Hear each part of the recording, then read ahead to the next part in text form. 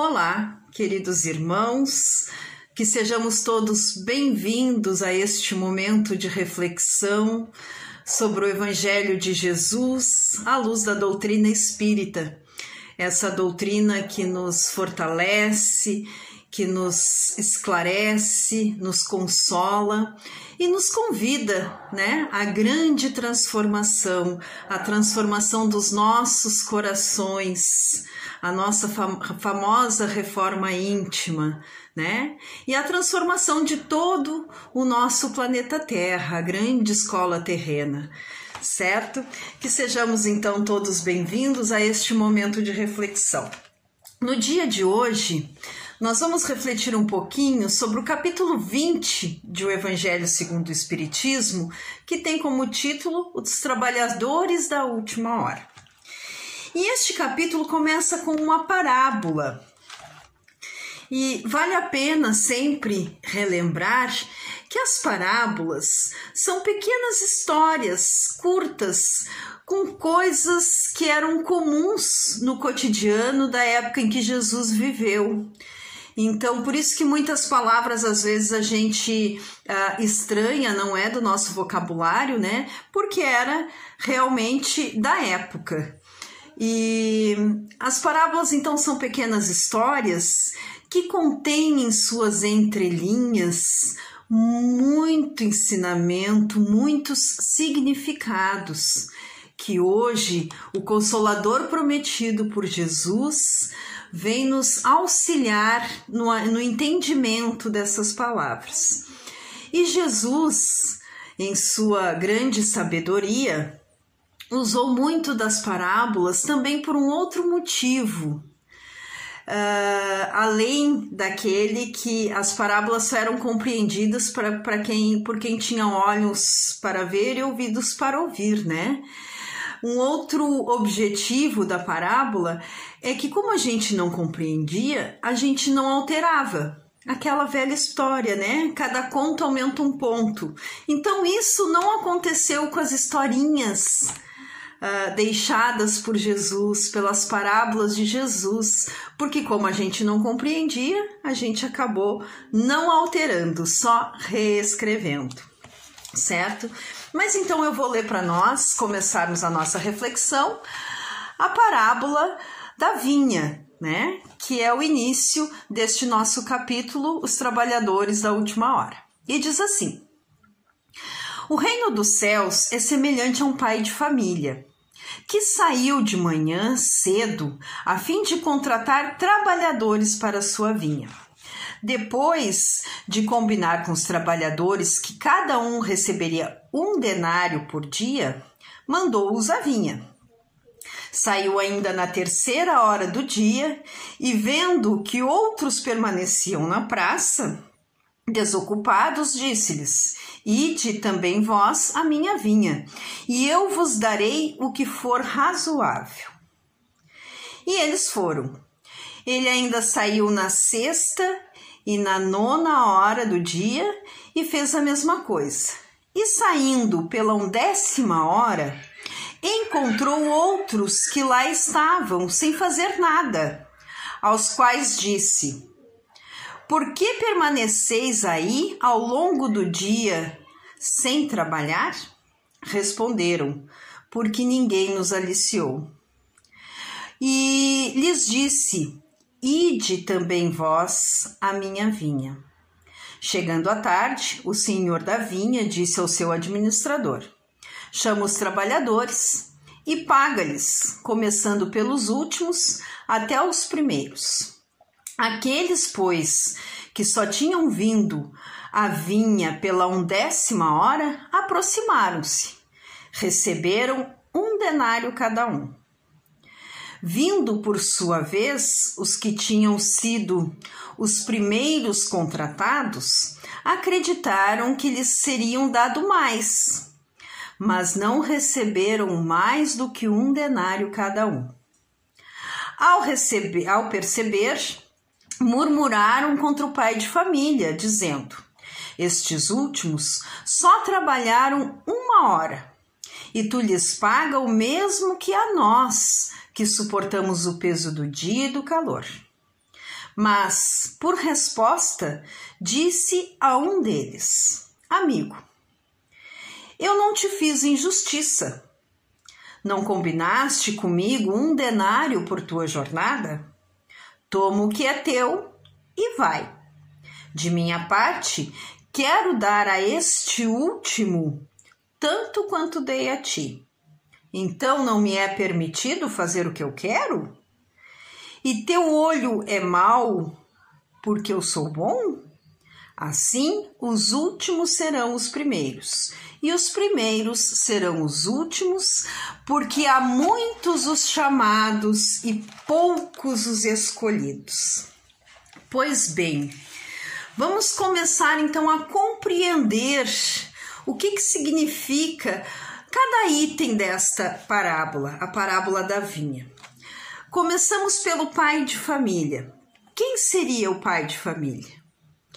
Pai de família seria Deus, representa Deus nesta parábola.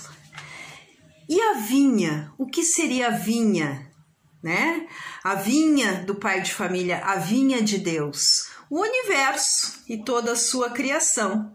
Os trabalhadores somos todos nós, filhos de Deus. O trabalho na vinha é o trabalho no bem, o trabalho na nossa transformação, na transformação do nosso planeta.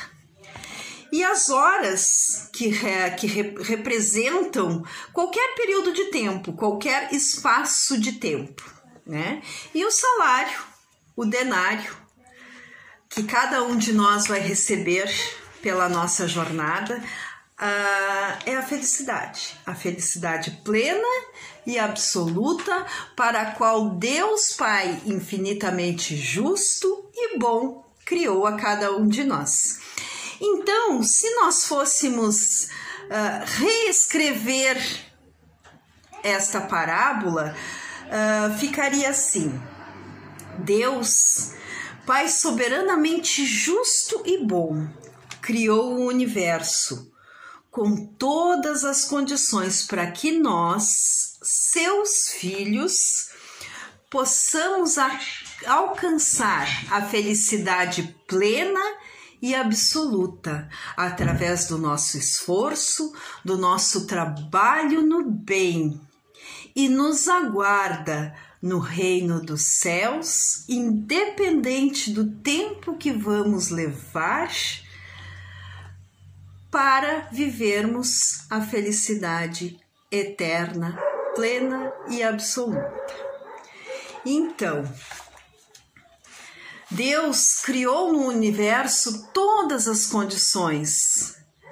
Tudo na vinha do Senhor está preparado para o desenvolvimento do nosso trabalho. Nós temos todas as ferramentas que necessitamos para desempenhar um bom trabalho na vinha do nosso amado Pai e alcançarmos a felicidade absoluta para a qual fomos criados. Dando continuidade aqui no nosso Evangelho, o item seguinte é a instrução dos Espíritos, e que fala que os últimos serão os primeiros. Pois bem, primeiro que começa, certo? Último, o que termina. Nós vivemos em um mundo de provas e expiações, correto?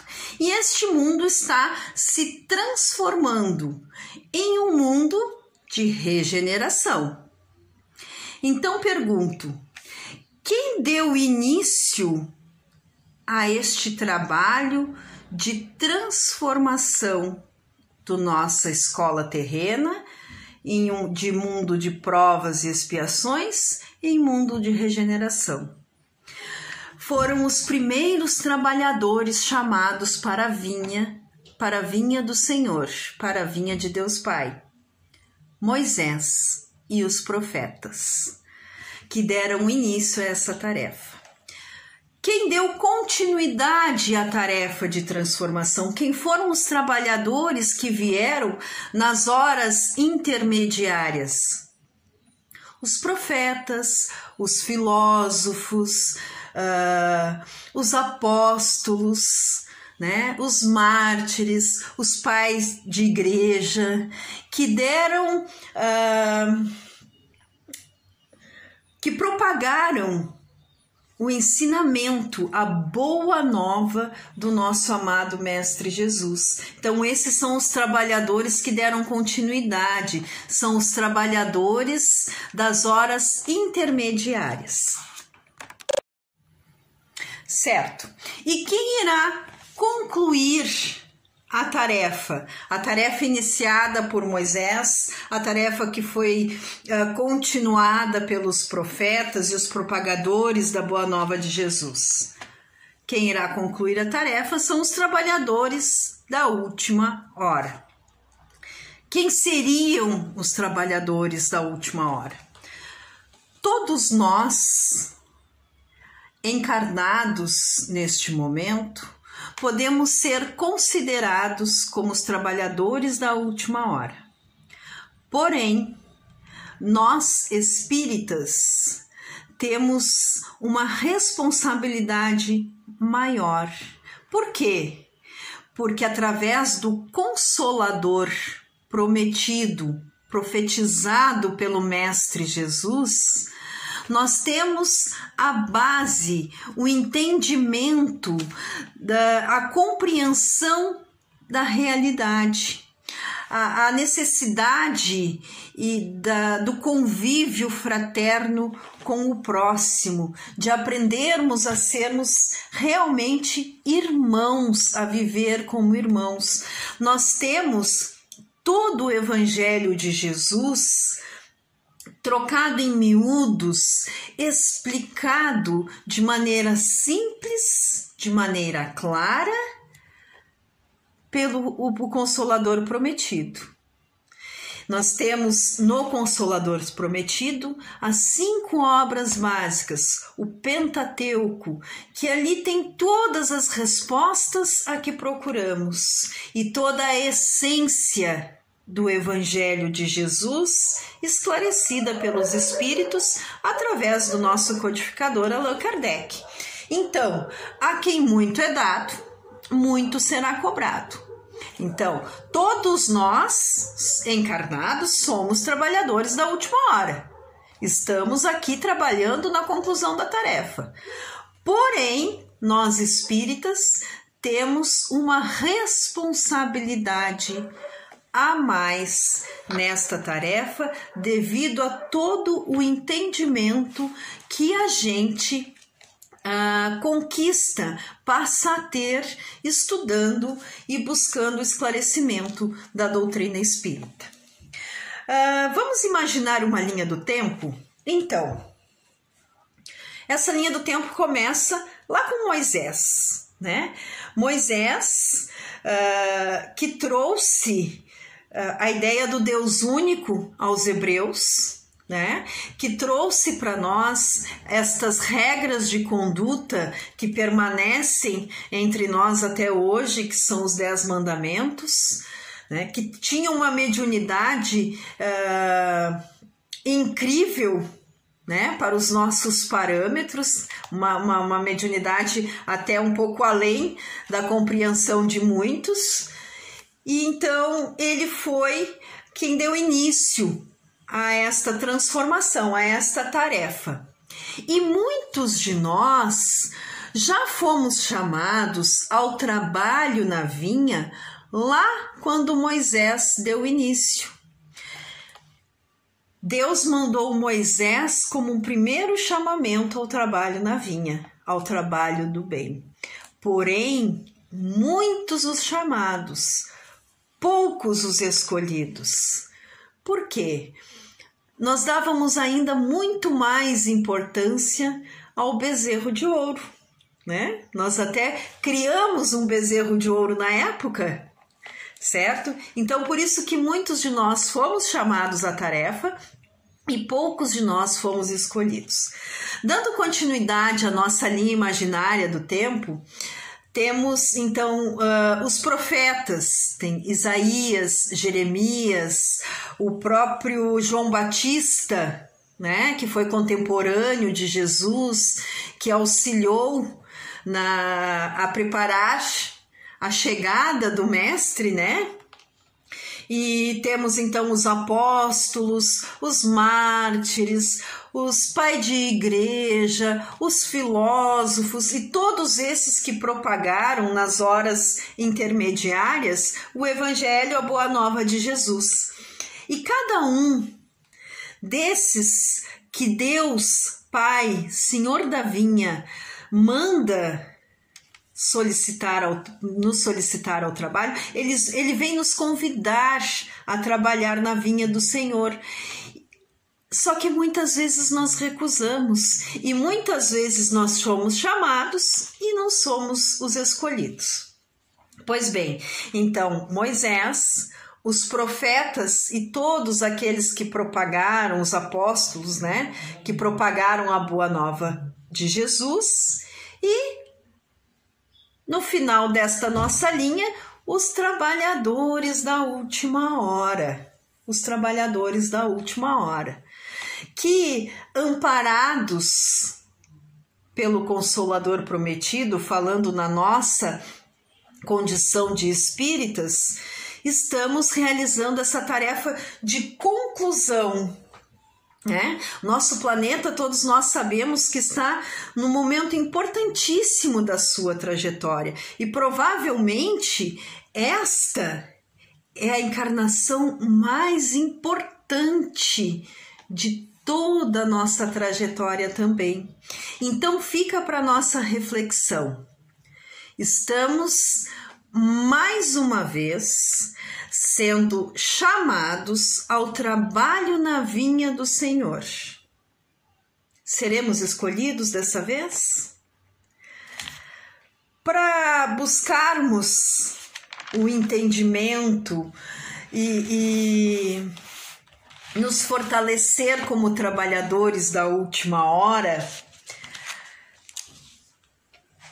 para que a gente possa ser merecedor de sermos os primeiros a entrar no mundo de regeneração, os últimos no mundo de provas e expiações e os primeiros no mundo regenerador, né? Os Espíritos também nos trazem, neste mesmo capítulo, nas instruções dos Espíritos, missão dos Espíritas. E é aí que nós vamos refletir agora. Eu vou ler um trechinho inicial para a gente. Já não ouvis agitar a tempestade, que deve arrebatar o velho mundo e absorver do nada a soma das iniquidades terrestres? Uma pequena pausa. Não é exatamente o que vivemos neste momento, meus irmãos? A tempestade que vem arrebatar o velho mundo, o nosso mundo de provas e expiações está deixando de existir. A gente observa isso todos os dias, agora ainda mais com a pandemia, com este momento ímpar que vivemos, né? Um momento muito difícil, mas de um aprendizado extraordinário. Continuando. Ah, bendizei o Senhor, vós que pusestes vossa fé em sua soberana justiça, e que novos apóstolos da crença revelada pelas vozes proféticas superiores, e de pregar um novo dogma da reencarnação e da elevação dos espíritos, segundo tenham bem ou mal cumprido suas missões e suportado suas provas terrenas. Não mais tremais. As línguas de fogo estão sobre vossas cabeças. Olha essa frase agora. Ó verdadeiros adeptos do Espiritismo, sois os eleitos de Deus.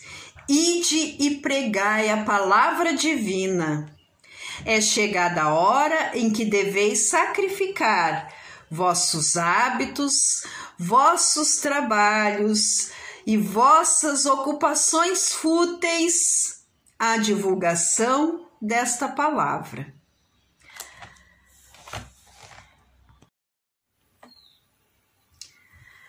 Então, meus irmãos, qual é a missão dos espíritas?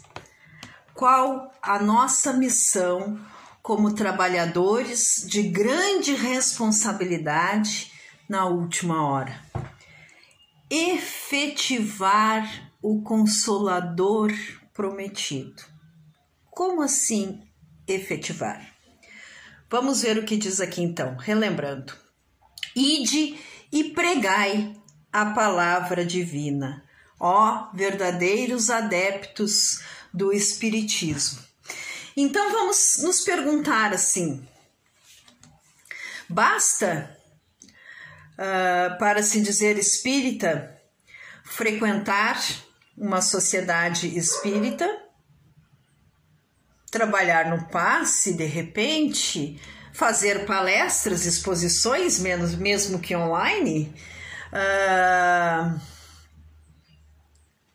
desempenhar qualquer tarefa dentro da casa espírita? Isto basta para que a gente se diga espírita? Não, né? A razão nos diz que não. Aliás, costumamos ver muitos espíritas verdadeiros que nunca entraram em uma casa espírita. E vocês vão entender que espírita verdadeiro que nunca foi a uma casa espírita é essa aqui no Evangelho também. Verdadeiro espírita é o verdadeiro cristão, e o verdadeiro cristão são a mesma coisa. Então, nós temos a nossa casa espírita que a gente ama, que nos fortalece, que nos auxilia. É o nosso refúgio, é o lugar onde a gente estuda e aprende sobre essa doutrina maravilhosa, sobre o Consolador prometido de Jesus. Lá nos esclarecemos e nos fortalecemos, mas o verdadeiro espírita, o verdadeiro cristão, o verdadeiro trabalhador da última hora, aquele que vai fazer jus a um denário, ao denário da felicidade ao final da tarefa, aquele que vai conquistar o direito de ser o primeiro a chegar no mundo regenerador, é aquele que vive o Evangelho de Jesus lá fora. Porque aqui, com os meus livros, lendo, compreendendo o que está escrito, é muito fácil. A interpretação de texto é fácil, né? A gente começa a estudar e a ouvir e a compreender. Mas o verdadeiro cristão, o verdadeiro espírita se mostra lá fora, na vida, no cotidiano, né? Na família. Por isso que aqui, ide e pregai a palavra divina. Qual é a melhor forma de pregarmos a palavra divina? Qual é a melhor forma de efetivarmos o Consolador prometido? Vivenciando, sendo exemplos de conduta, de moralidade, de luta contra os nossos maus pendores. Espírita não é perfeito, muito pelo contrário, estamos longe disso. Temos hoje um pouquinho de consciência das nossas grandes mazelas, dos nossos grandes problemas, mas temos a fé raciocinada, né? E esta compreensão da necessidade de nos transformarmos moralmente. Então, basta para ser espírita, cristão, trabalhador da última hora, frequentar uma sociedade espírita? Não.